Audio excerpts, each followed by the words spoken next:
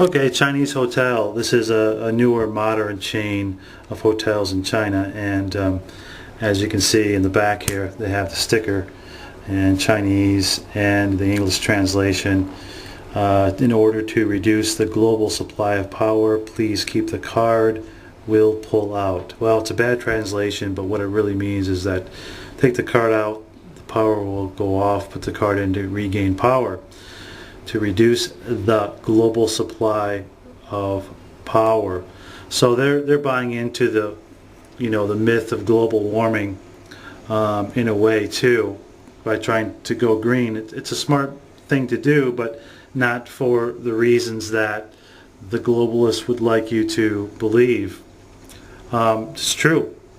We should conserve power in the current structure because power that's being made nowadays is inefficient, expensive, and controlled by the few.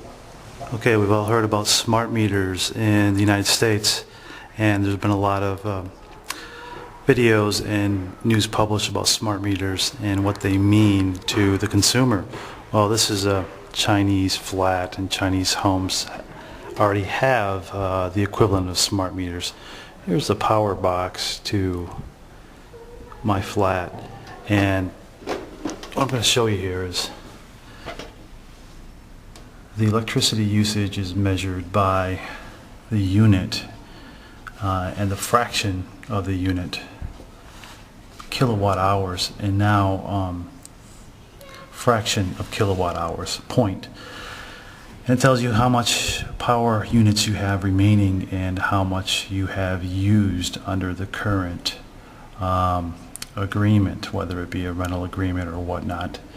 There is a smart card that goes into this slot right here that you purchase credits of power and charge up your meter, and that will give you electricity until they run out or it is recharged. So the question, now comes into play is how much are they going to measure power and control it by fraction of a unit?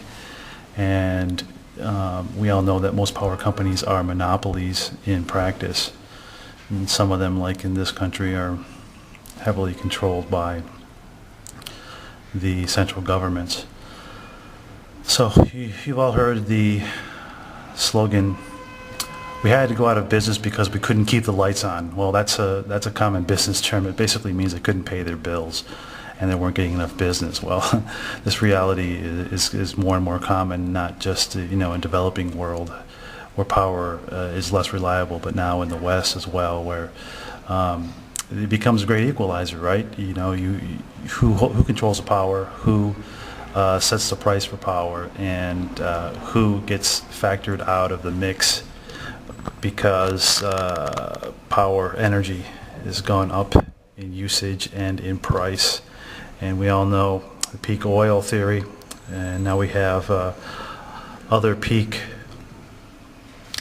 theories such as water, air, and some foods. So already in play, smart meters in China, and converting slowly in the West as the infrastructure gets rebuilt.